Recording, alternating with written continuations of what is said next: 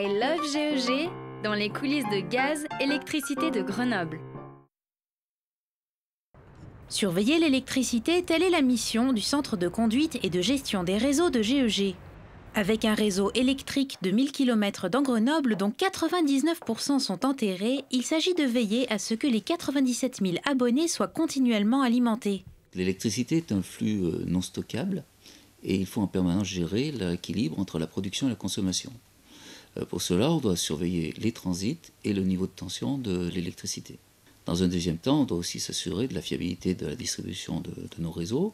Et donc on agit par des manœuvres sur notre réseau pour des opérations de maintenance préventive, soit pour des manœuvres d'urgence en cas de panne. Direction la salle de contrôle. Ici est assurée la distribution électrique à tous les abonnés, soit une tension équivalente à 230 ou 240 volts. La répartition de cette tension est surveillée 24 heures sur 24 par celui que l'on nomme le dispatcher. Mon rôle est d'équilibrer cette tension en fonction de la charge consommée par les abonnés de Grenoble.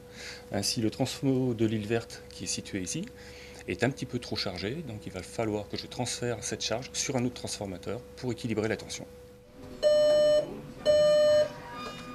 Alarme température nord-ouest sur le TR4.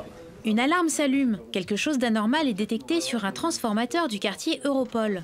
Ouais, alors Roger, donc le souci il est sur le TR4. On va isoler le TR4. Il faut vraiment qu'on aille au plus vite vérifier ce qu'il y a sur ce transfo. Okay. D'accord ? Départ immédiat sur les lieux avec le responsable. De son côté, le dispatcher arrête le transformateur et répartit l'électricité sur d'autres postes. La fourgonnette contactée par radio est déjà sur place. C'est cette sonde qui a prévenu de la surchauffe de l'huile du transformateur. Il s'agit maintenant de trouver la panne. Un transformateur comme celui-ci reçoit la tension à 63 000 volts et la redistribue par des câbles de 20 000 volts. Aujourd'hui, c'est un ventilateur qui a cessé de tourner. Le problème est vite réparé.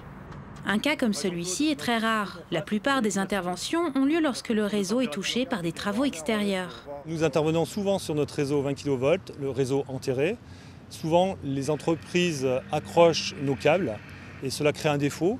Donc, à notre charge et le plus rapidement possible, nous devons intervenir pour isoler la partie en défaut. Des opérations régulières de vérification et de maintenance permettent de prévenir les problèmes. L'essentiel est d'éviter au maximum les coupures d'électricité. Et GEG s'en sort plutôt bien, puisqu'en 2010, la moyenne de coupure de courant à Grenoble a été de 27 minutes, pour une moyenne nationale de 68 minutes.